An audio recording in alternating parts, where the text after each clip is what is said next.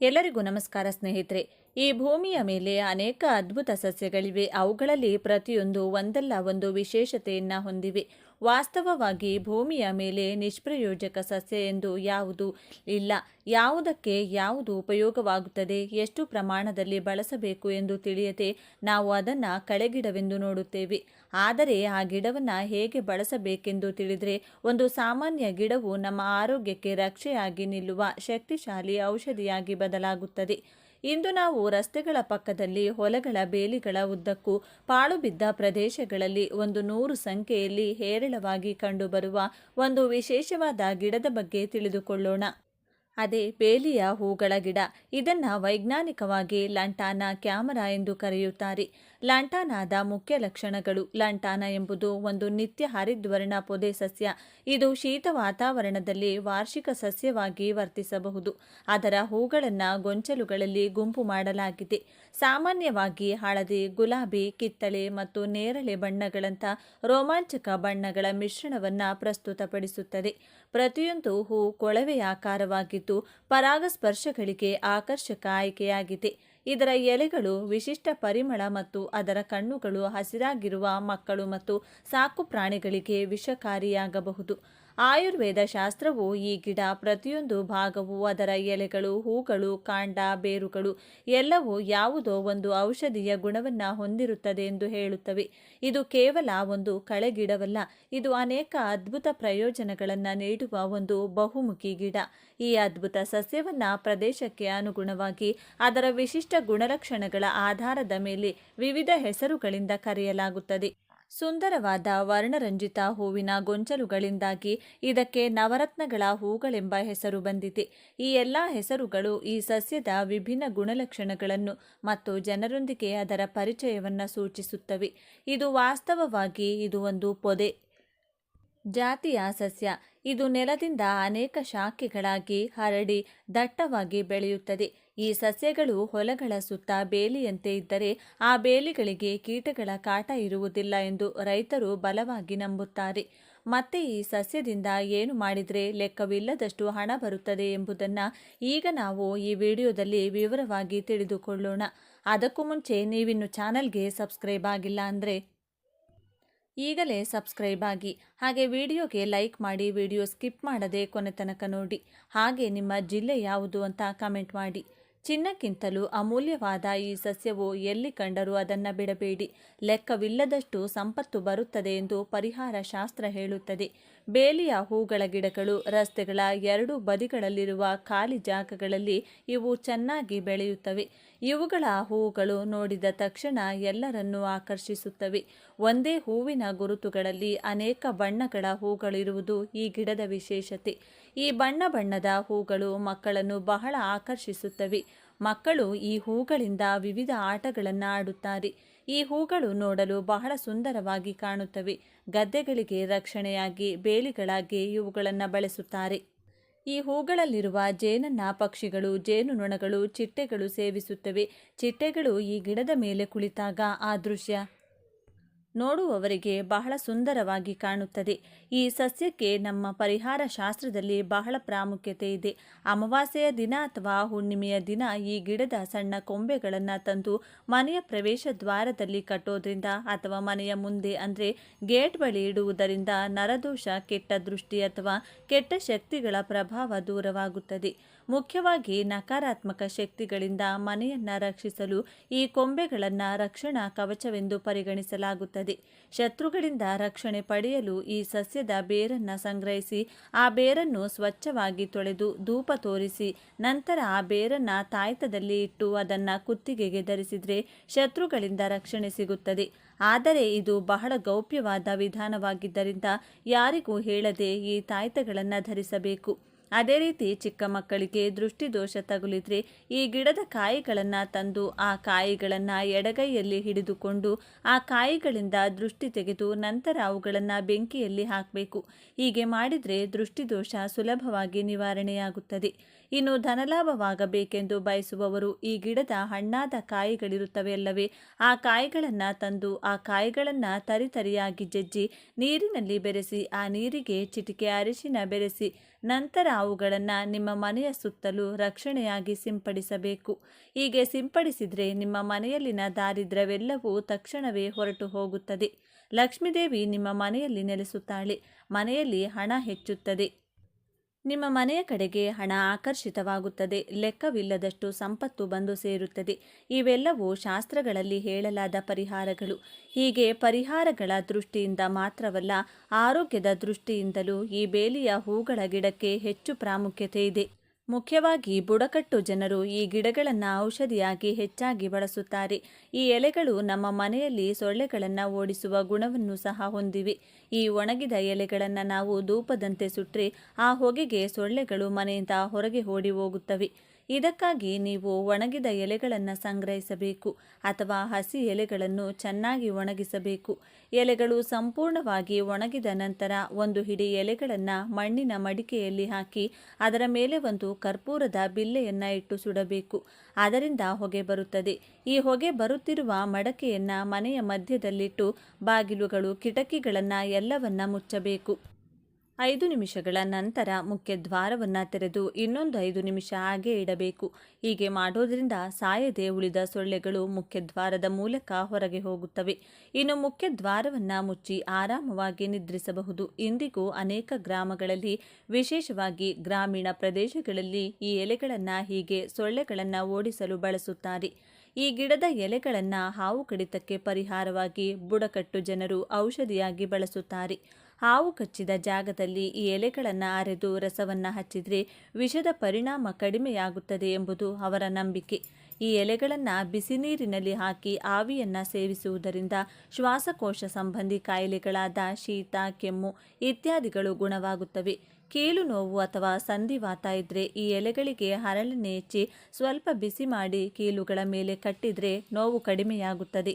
ಕೀಟಗಳು ಕಚ್ಚಿದ ಜಾಗದಲ್ಲಿಯೂ ಈ ಎಲೆಗಳನ್ನು ಅರೆದು ರಸವನ್ನು ಹಚ್ಚಿದರೆ ವಿಷದ ಪರಿಣಾಮ ಕಡಿಮೆಯಾಗುತ್ತದೆ. ಈ ಎಲೆಗಳ ರಸವನ್ನು ಸಣ್ಣ ಗಾಯಗಳು ಮತ್ತು ಹಣ್ಣುಗಳ ಮೇಲೆ ಹಚ್ಚಿದರೆ ಬೇಗನೆ ಗುಣವಾಗುತ್ತದೆ. ಇವುಗಳ ಒಣಗಿದ ಹೂಗಳನ್ನು ಕ್ಷಯರೋಗ ನಿರ್ಮೂಲನೆಗೆ ಔಷಧಿಯಾಗಿ ಬಳಸುತ್ತಾರೆ ಎಂದು ಕೆಲವು ಸಂಪ್ರದಾಯಗಳು ಹೇಳುತ್ತವೆ. ಇವುಗಳ ಎಲೆಗಳನ್ನು ಕೆಲವು ಪ್ರದೇಶಗಳಲ್ಲಿ ಚರ್ಮ ರೋಗಗಳಾದ ತುರಿಕೆ, ಹುಳುಕಡ್ಡಿ ಅಥವಾ ಸಣ್ಣ ಸಿಡುಬು ಮುಂತಾದವುಗಳಿಗೆ ಔಷಧಿಯಾಗಿ ಬಳಸುತ್ತಾರೆ. ಪ್ರಾಣಿಗಳು ಈ ಸಸ್ಯಗಳನ್ನು ಹೆಚ್ಚು ತಿನ್ನಬಾರದು. ಈ ಮರದ ಎಲೆಗಳನ್ನು ಪ್ರಾಣಿಗಳು ಅಂದರೆ ನಾವು ಸಾಕುವ ಎಮ್ಮೆಗಳು, ಮೇಕೆಗಳು, ಕುರಿಗಳು ಮುಂತಾದವು ತಿನ್ನದಂತೆ ಎಚ್ಚರಿಕೆ ವಹಿಸಬೇಕು. ಏಕೆಂದರೆ ಅವು ಸ್ವಲ್ಪ ತಿನ್ನುವುದಿಲ್ಲ, ಹೆಚ್ಚು ಪ್ರಮಾಣದಲ್ಲಿ ತಿನ್ನುತ್ತವೆ. ಹೀಗೆ ಹೆಚ್ಚು ಪ್ರಮಾಣದಲ್ಲಿ ತಿಂದರೆ ಈ ಸಸ್ಯವು ವಿಷವಾಗಿ ಅವುಗಳ ಸಾವಿಗೆ ಕಾರಣವಾಗಬಹುದು. ಆದ್ದರಿಂದ ಈ ಸಸ್ಯಗಳು ನಿಮ್ಮ ಸಾಕು ಪ್ರಾಣಿಗಳಿಗೆ ಸಿಗದಂತೆ ನೋಡಿಕೊಳ್ಳಿ. ಈ ಗಿಡದ ಬಗ್ಗೆ ಸಂಪೂರ್ಣವಾಗಿ ತಿಳಿದೇ ಇಲ್ಲಿಯವರೆಗೆ ಅನೇಕ ಜನರು ಇದನ್ನು ನಿಷ್ಪ್ರಯೋಜಕ ಮರವೆಂದು ಭಾವಿಸುತ್ತಿದ್ದಾರೆ. ಇದರ ಅನೇಕ ಉಪಯೋಗಗಳು ತಿಳಿಯದೆ ನಾವು ನಿರ್ಲಕ್ಷ್ಯ ಮಾಡುತ್ತಿದ್ದೇವೆ.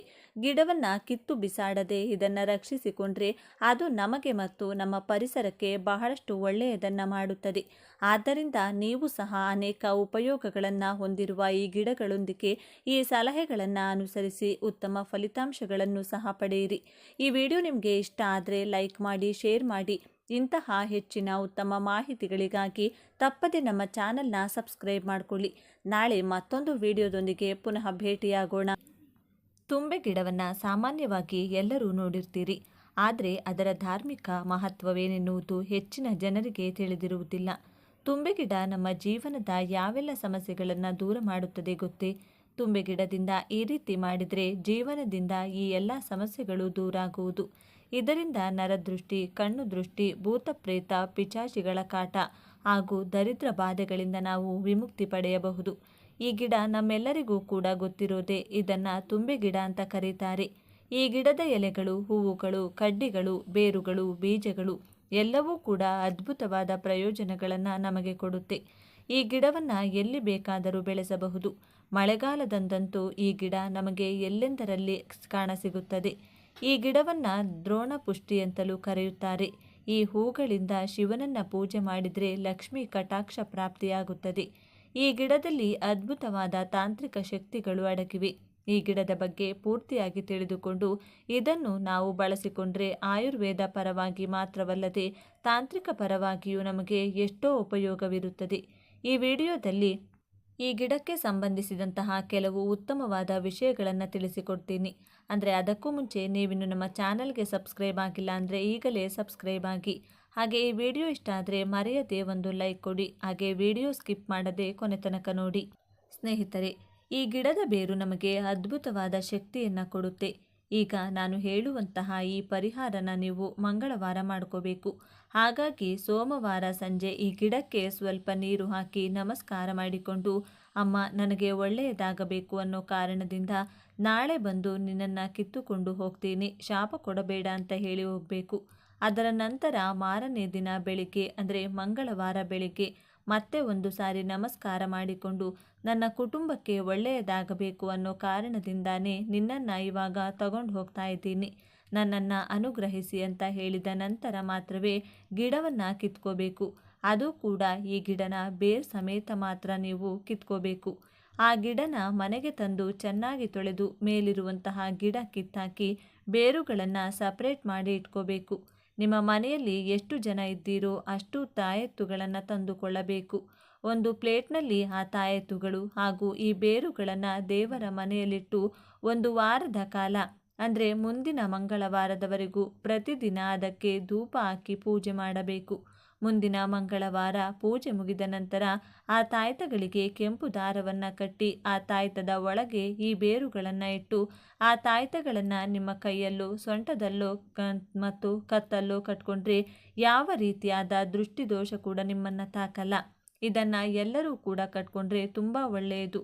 ಮುಖ್ಯವಾಗಿ ಮಕ್ಕಳಿಗೆ ಕಟ್ಟೋದ್ರಿಂದ ಅವರ ಮೇಲೆ ಯಾವುದೇ ಕೆಟ್ಟ ದೃಷ್ಟಿ ಬೀಳದೆ ಆರೋಗ್ಯವಾಗಿ ಒಳ್ಳೆಯ ವಿದ್ಯಾವಂತರಾಗಿ ಪುಷ್ಟಿಯಾಗಿ ಬೆಳೆಯುತ್ತಾರೆ. ಈ ರೀತಿ ಕಟ್ಟೋದ್ರಿಂದ ಬರೀ ದೃಷ್ಟಿ ಮಾತ್ರ ಅಲ್ಲದೆ ಯಾವ ತಾಂತ್ರಿಕ ಶಕ್ತಿ ಕೂಡ ನಮ್ಮ ಮೇಲೆ ಕೆಲಸ ಮಾಡಲ್ಲ. ಅಂದರೆ ಯಾರಾದರೂ ನಮ್ಮ ಮೇಲೆ ಮಾಟ ಮಂತ್ರ ಪ್ರಯೋಗ ಮಾಡಿದರೆ ಅದು ಅವರಿಗೆ ತಿರುಗೇಟಾಗುತ್ತದೆ ಹೊರತು ನಮ್ಮ ಮೇಲೆ ಅದು ಕೆಲಸ ಮಾಡುವುದಿಲ್ಲ.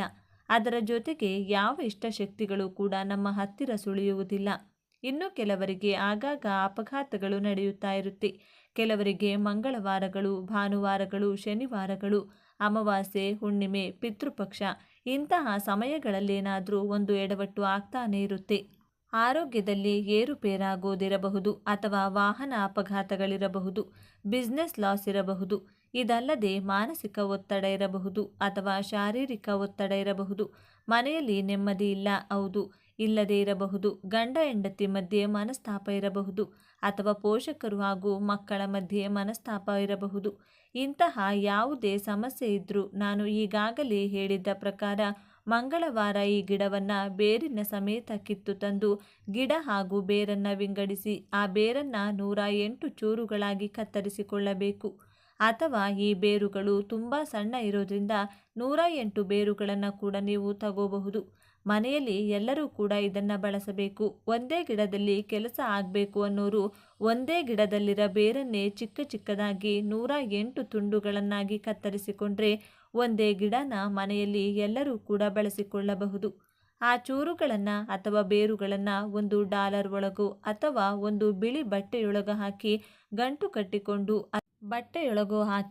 ಕಟ್ಟಿಕೊಂಡು ಅದನ್ನು ಒಂದು ವಾರದ ಕಾಲ ದೇವರ ಮನೆಯಲ್ಲಿಟ್ಟು ಪೂಜೆ ಮಾಡಿದ ಬಳಿಕ ಆ ಗಂಟನ್ನು ಅಥವಾ ಡಾಲರನ್ನು ಚೈನ್ ಅಥವಾ ಯಾವುದಾದರೂ ಕಪ್ಪು ದಾರಕ್ಕೆ ಕಟ್ಕೊಂಡು ನಿಮ್ಮ ಕತ್ತಲ್ಲಿ ಕಟ್ಕೊಂಡ್ರೆ ಈ ಎಲ್ಲ ಸಮಸ್ಯೆಗಳು ಕೂಡ ಟಕ್ಕಂತ ನಿಂತು ಹೋಗುತ್ತೆ. ಇನ್ನು ಸ್ನೇಹಿತರೆ, ನಮಗೆ ಸಿಗುವಂತಹ ಕೆಲವು ಗಿಡ ಮರಗಳು, ಹೂವುಗಳು ನಮಗೆ ಕೆಲವು ಆಧ್ಯಾತ್ಮಿಕ ಪ್ರಯೋಜನಗಳನ್ನು ತಂದುಕೊಡುತ್ತೆ. ಈ ತುಂಬೆ ಗಿಡದ ಹೂವುಗಳನ್ನು ನಾವು ಹೆಚ್ಚಾಗಿ ಗಣೇಶನ ಪೂಜೆಯಲ್ಲಿ ಬಳಸುತ್ತೇವೆ. ಈ ಹೂಗಳಿಂದ ನಾವು ಶಿವನನ್ನು ಪೂಜೆ ಮಾಡಿದರೆ ಪರಮೇಶ್ವರ ಅತಿ ಬೇಗನೆ ನಮಗೆ ಒಲಿತಾರೆ. ಅದರ ಜೊತೆಗೆ ಲಕ್ಷ್ಮೀ ಕಟಾಕ್ಷ ಕೂಡ ಪ್ರಾಪ್ತಿಯಾಗುತ್ತೆ. ಹಣಕ್ಕೆ ಯಾವುದೇ ಕೊರತೆ ಬರದೆ ಯಾವಾಗಲೂ ಕೂಡ ಹಣ ನಮ್ಮ ಕೈ ಸೇರ್ತಾನೆ ಇರುತ್ತೆ.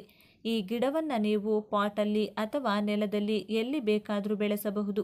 ಈ ಗಿಡದ ಪ್ರಯೋಜನಗಳ ಬಗ್ಗೆ ತುಂಬ ಜನರಿಗೆ ಗೊತ್ತಿಲ್ಲದೆ ಇರೋ ಕಾರಣ ಇದು ಅಲ್ಲಲ್ಲಿ ಕಾಣಿಸಿದರೂ ಕೂಡ ಯಾವುದೋ ಹುಚ್ಚು ಗಿಡ ಅಂತ ಅಷ್ಟಾಗಿ ತಲೆಕೆಡಿಸಿಕೊಳ್ಳದೆ ಹಾಗೇ ಬಿಟ್ಟಿದ್ದಾರೆ.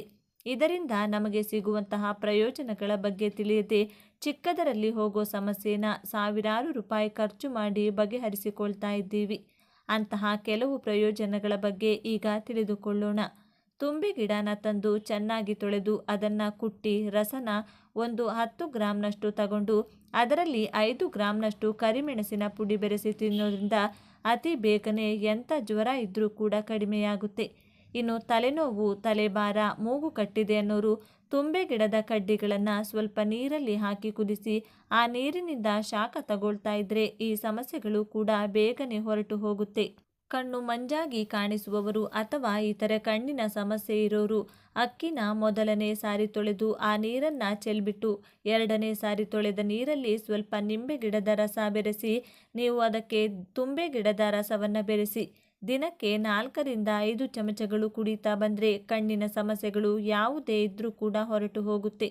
ಇನ್ನು ಮೈಯಲ್ಲಿ ಎಲ್ಲಾದರೂ ಊತ ಬಂದಿದ್ರೆ ತುಂಬೆ ಸೊಪ್ಪನ್ನು ನೀರಲ್ಲಿ ಕುದಿಸಿ ಕಷಾಯ ಥರ ಮಾಡಿಕೊಂಡು ಅದನ್ನು ಊತ ಇರೋ ಜಾಗದಲ್ಲಿ ಹಚ್ಚುತ್ತಾ ಹೋದರೆ ಊತ ಕಡಿಮೆಯಾಗುತ್ತದೆ ಮತ್ತು ಆ ಸಮಸ್ಯೆ ಕೂಡ ಬರಲ್ಲ. ಇನ್ನು ಜೀರ್ಣಶಕ್ತಿ ಸಮಸ್ಯೆ ಇರೋರು 15 mlನಷ್ಟು ತುಂಬೆ ಗಿಡದ ರಸ ತಗೊಂಡು ಅದಕ್ಕೆ 2ರಿಂದ 4 ಗ್ರಾಂನಷ್ಟು ಸೈಂಧವ ಲವಣ ಬೆರೆಸಿ ದಿನದಲ್ಲಿ 2 ಸಲ ಕುಡಿತಾ ಬಂದರೆ ಜೀರ್ಣಶಕ್ತಿ ಸಮಸ್ಯೆ ಅನ್ನೋದು ಪೂರ್ತಿಯಾಗಿ ಹೊರಟು ಹೋಗುತ್ತೆ. ನೋಡಿದ್ರಲ್ಲ ಸ್ನೇಹಿತರೆ, ಈ ಗಿಡದಿಂದ ಎಷ್ಟೊಂದು ಪ್ರಯೋಜನಗಳು ಸಿಗುತ್ತೆ ಅಂತ. ಈ ಗಿಡ ಬೆಳೆಸೋಕೆ ಹೆಚ್ಚಿನ ನಿಯಮಗಳೇನೂ ಇಲ್ಲ. ಹಾಗೆ ನಾನೀಗ ಹೇಳಿರುವಂಥ 2 ಪ್ರಯೋಗಗಳು ನೀವು ಮಾಡಿಕೊಳ್ಳೋಕೆ ಕೂಡ ಹೆಚ್ಚಿನ ನಿಯಮಗಳು ಪಾಲಿಸುವಂತಹ ಅಗತ್ಯ ಇಲ್ಲ. ಇದನ್ನು ಮಂಗಳವಾರದಂದು ಬೆಳಿಗ್ಗೆ 6 ಗಂಟೆಯಿಂದ ಸಂಜೆ 5 ಗಂಟೆ ಒಳಗೆ ಮಾತ್ರ ಮಾಡ್ಕೋಬೇಕು. ಅದರ ನಂತರ ಮುಟ್ಟಾದ ಸಮಯದಲ್ಲಿ ಹೊರತುಪಡಿಸಿ ಇನ್ನು ಯಾವಾಗ ಬೇಕಾದರೂ ಈ ಪ್ರಯೋಗವನ್ನು ನೀವು ಮಾಡ್ಕೋಬಹುದು. ಹಾಗೆ ಈ ಪ್ರಯೋಗ ನೀವು ಮಾಡಬೇಕು ಅಂದ್ಕೊಂಡಿದ್ರೆ ಬೇರೆಯವರ ಕೈಯಲ್ಲಿ ಈ ಗಿಡವನ್ನು ತರಿಸೋಕೆ ಹೋಗಬೇಡಿ. ನಿಮ್ಮ ಕುಟುಂಬದಲ್ಲೇ ಯಾರಾದರೂ ಹೋಗಿ ಗಿಡನ ತರಬೇಕಾಗುತ್ತೆ. ಅಂದರೆ ನಿಮಗೆ ಗಿಡ ಸಿಗ್ತಿಲ್ಲ ಅಂದರೆ ಬೇರೆ ಯಾರಿಗೂ ಈ ಕೆಲಸನ ಅಥವಾ ಜವಾಬ್ದಾರಿನ ಒಪ್ಪಿಸಬಾರದು.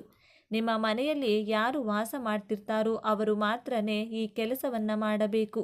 ಇಷ್ಟೇ ಸ್ನೇಹಿತರೆ, ಈ ವಿಡಿಯೋ ನಿಮಗೆ ಇಷ್ಟ ಆದರೆ ಲೈಕ್ ಮಾಡಿ, ಶೇರ್ ಮಾಡಿ. ಇಂತಹ ಹೆಚ್ಚಿನ ಉತ್ತಮ ಮಾಹಿತಿಗಳಿಗಾಗಿ ತಪ್ಪದೆ ನಮ್ಮ ಚಾನಲನ್ನು ಸಬ್ಸ್ಕ್ರೈಬ್ ಮಾಡಿಕೊಳ್ಳಿ. ಹಾಗೆ ಎಲ್ಲರೂ ಭಕ್ತಿಯಿಂದ ಓಂ ನಮಃ ಶಿವಾಯ ಅಂತ ಕಮೆಂಟ್ ಮಾಡಿ. ಧನ್ಯವಾದಗಳು.